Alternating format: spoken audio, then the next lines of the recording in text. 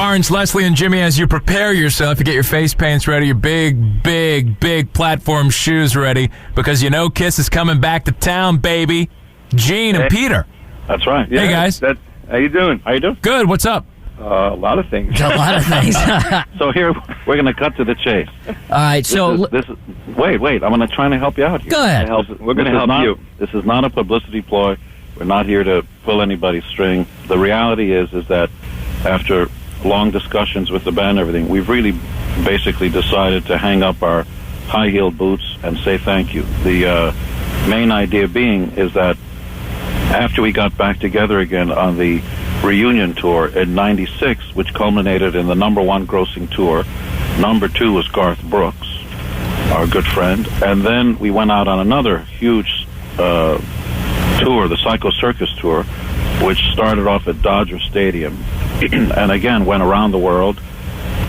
At the end of that, we'd just basically done it all. You know, I mean, we're right behind the Beatles in the number of gold records by any group in history per Billboard magazine. We got our Hollywood Walk of Fame. We've had belt buckles and comic books and bubble. I mean, there's just very much. We've pretty much done it all. We had a great run. Thanks so much, and let's move on with our lives. But we had a real meeting of the minds and hearts here, and basically decided that the people who put us here in the first place, and we're not talking radio, the media, or certainly the critics, which are unnecessary life forms on the face of the planet as we know it. The main idea behind Kiss was always about the fans. So we basically decided to go out on a farewell tour to say thank you from our hearts to the people who made all our dreams come true. We're going to have great opening bands, Ted Nugent and Skid Row, and the idea is it's a non-fashion tour. Forget your fashions. It's going to be a rock and roll party. We're not going to gouge the ticket prices. They won't be $100 to $1,000 a ticket. They'll be competitive, and we're just going to do this one for the fans. You've been listening to the State of the Union address from Gene Simmons. No. Gene, I'll tell you guys, Gene is as serious as a heart attack. Yeah. We're not kidding around about this. We've never said, this is it, farewell. I've heard a lot of bands say, this is it. They come back 6 years. We're not kidding around. This is it, and we want to leave as champions. We came back as champs. We played over 2 million people, highest band of the year, biggest tour of the year, biggest grossing tour. We went out, as Gene said, Psycho, and we got back. And we really said, look, at the fans put us where we are today. They deserve this party. They deserve the goodbye. I find it emotional. I probably won't even be able to finish.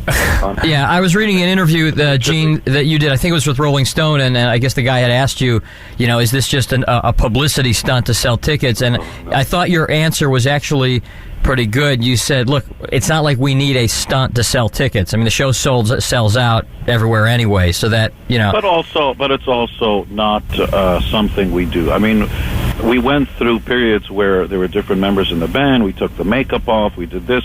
The band went through many, many different changes. And at any point, we could have easily have said, "Okay, that's it. Catch us now in this form, or else."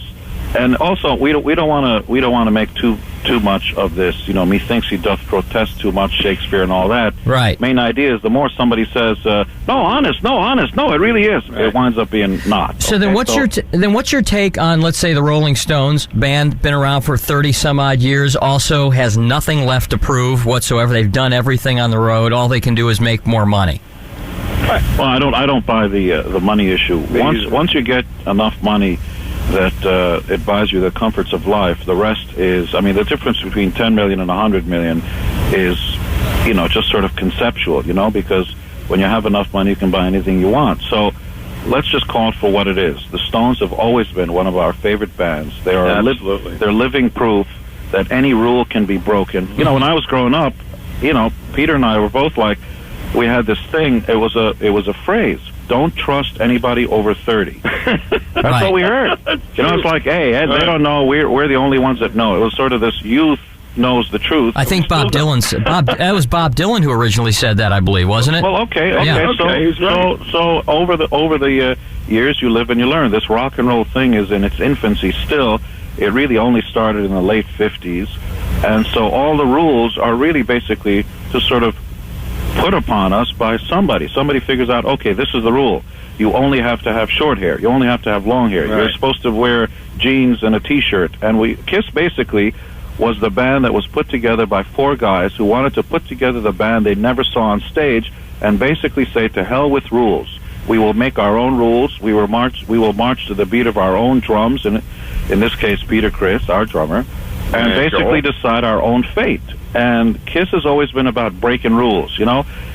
People talk about heavy metal. Well, you know, we don't always sing about dragons and elves and evil and good. You know, we've done ballads and symphony orchestras and stuff like that. So even before there was such a thing as metal, Kiss was around. The idea being that you should never be tied into a genre and simply just do what you want to do. That way you're always around, because when thrash dies or punk dies or metal dies or rap dies, all the bands who align themselves with a certain genre of music will be dead. R.I.P. See ya. Wouldn't want to be ya. Kiss has always marched to the beat of its own heart, basically. So give us a picture of what life will be like after Kiss. What are you guys going to do? Right now, this is all consuming. This is everything. I can't even think about next week. Every day, I know Gino is up at 6. This is like major, all-consuming. We're like in rehearsals now. We're getting ready to go. We're in totally tour mode. We ain't fooling around. It's Kiss on steroids. You better get out of our way. I kill you, as my little slogan goes. Now, when we are as serious as a heart attack. Yet it's kind of like great. I think you should leave a party early. I think guys who stay late suck. We don't want to be those guys. We want to really leave our champion fans with that, wow, those guys were the greatest. Look, I missed Elvis.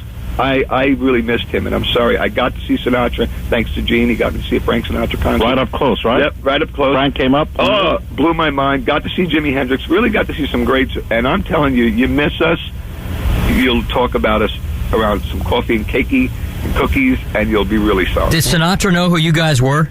Oh, yeah. Oh, come on. Who doesn't know who Kiss is? Well, I mean, there you go. Sinatra, what mom, dad, grandfather, everyone knows who Kiss is. I bet you could find people in their 70s. They know it's in prisons, too, and other places. Prisons, too. We're talking to Gene Simmons and Peter Criss. The good thing about having Gene on, you don't even have to talk. Don't even. You just wind him up and let him go. Well, one of the best interviews. I know you guys work very hard. And I just want to give you a brief there. Hey, Gene, I've always wanted to ask you, when you first started, people know, of course, you were a school teacher before you were a professional musician. Was there a weird transition period where you were teaching school during the day and then at night you'd go out and be the wild rocker? Nylons and high heels. The what? Excuse me? Put on nylons and high heels after that. All right. When the band was, we really went through the tough times. We had a loft downtown in New York, rat infested. Literally, we had egg crates up on the walls to deaden the sound. Except, there were still pieces of eggs, the crushed eggs and stuff. We got them for free from the. From like the supermarket and stuff, too, right? And am I making this up? And there were people, and so at night, I was working in the daytime, and then in the afternoon was working at another place, and then at night, we'd start rehearsal at 9, 10 o'clock. We'd go until 2 in the morning, and I basically moved my bed in there. Am I making it up? Right? There's a few people. There were some guests, but the main idea was that it was so tough. At night, you would literally hear this. Things walking around it. I'd be afraid to turn on the light. Like he was afraid. Yeah. Did you ever bring some of your class over to get a peek at what you were working on? No, not the class. I started a new class. Yeah. A bunch of roaches would sit up at night. Gene Simmons, Peter Criss, thanks.